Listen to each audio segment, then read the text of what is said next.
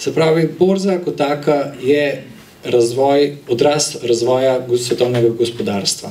Sedaj se pač nahajamo v obdobju, ko je več negotovosti in s tem več nihanja. To pa tudi pomeni, da se lahko določene naložbene ideje ali izidejo ali pa ne izidejo. In tukaj v bistvu pameten biti, ali imeti ves denar v zlatu, ali imeti ves denar v delnicah, ali imeti ves denar v nepremičnini, tega odgovora enostavno ni, ker zgodovina nas uči, da je smiselno imeti v vsakem malu, ne stavimo na enega konja, ampak lepo v nekem povprečju stavimo na različne zgodbe, ki nam bodo dale nek skupen rezultat. In s tem nekako bi jaz odprl današnje predavanje, kjer bi pa želel samo to pokazati.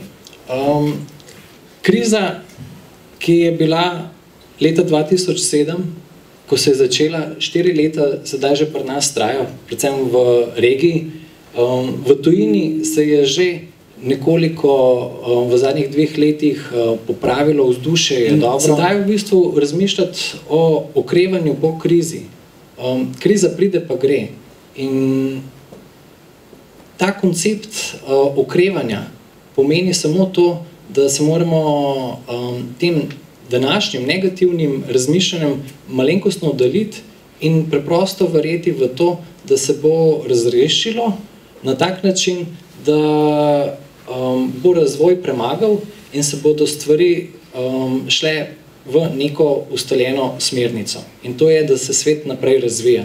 Kajti, če bomo zavzeli stališče, da gre vse v maloro, se pravi, da bomo zaznali tisti črni scenarij, potem mislim, da niti ne bo vprašanje, ki je denar naložen, ki je to je v bistvu osnova finančnega svetovanja. Prvo je potrebno nekako zagotoviti neko socialno varnost, tisto zaščito, ki pač omogoča, da lahko se nekako spodpadaš tudi s takimi razmerami.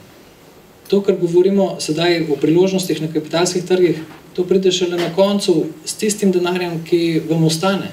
S tistim denarjem, ki ga ne boste potrebovali 10, 15, 20 let. To je v bistvu moj pogled na to.